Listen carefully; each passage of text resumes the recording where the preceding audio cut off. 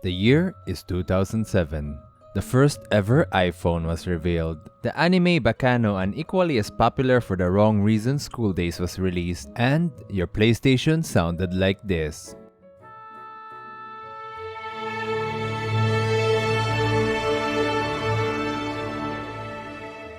A simple year with many good memories. And in this year, a certain video was published that would change the career of a certain man forever.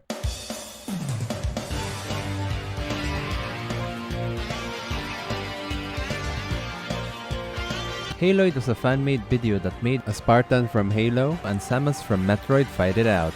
The well-choreographed fights made this video stand out among its peers. Due to the video getting quite the number of views, a follow-up was inevitable, and this follow-up became an instant classic.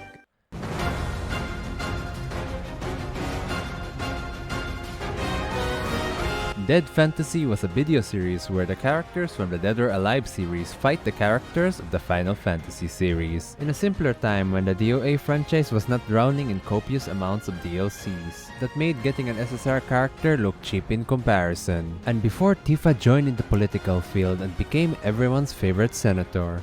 This was insane back in the day. The choreography of each fight is so fluid, it was like watching a John Wick fight, but with waifus.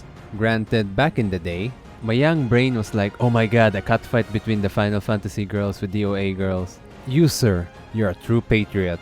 But looking back, this was a masterclass in fight choreography and I was not the only one that thought so. Because this talented artist was scouted by Rooster Teeth to be the lead animator for Red vs. Blue. This talented fan's name was Monty Ohm. You could tell that every fight scene comes from his love for the craft, making his scenes just memorable. Few years after working on Red vs. Blue, in 2013, there was this banger project that made everyone familiar with Monty Ohm's work very, very hype.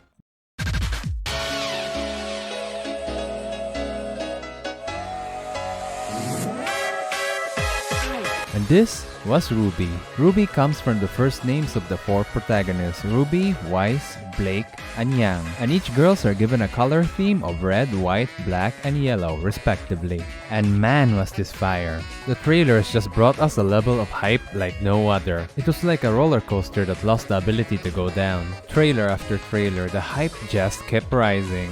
The fights in this trailer just made you want more. And the character designs of the protagonists was just on point. There was no badly designed character. They all stood out. Well, Yang is best girl by the way. I'm sure you can tell why.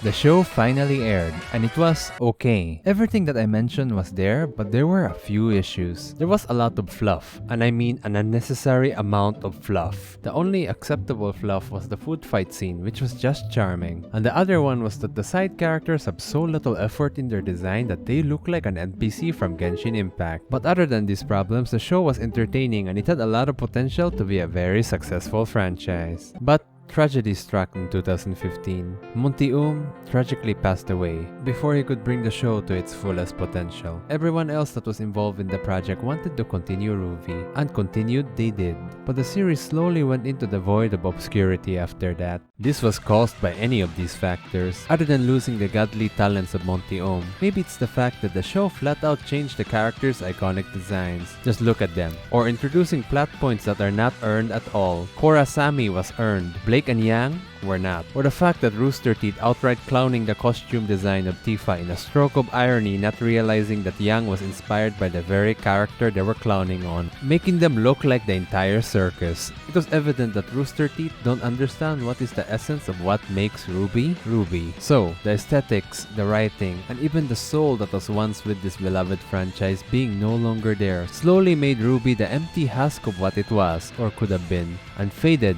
in obscurity. But RWBY got an anime adaptation.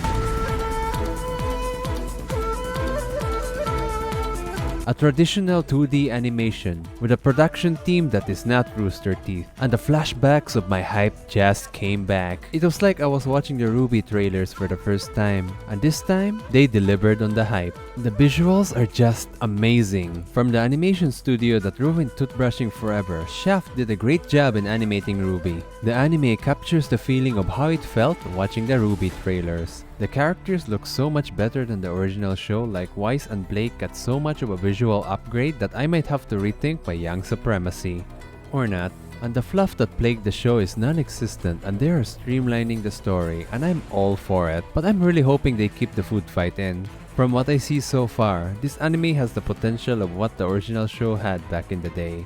And this time, I'm hoping that this anime is what it takes to make RWBY relevant again.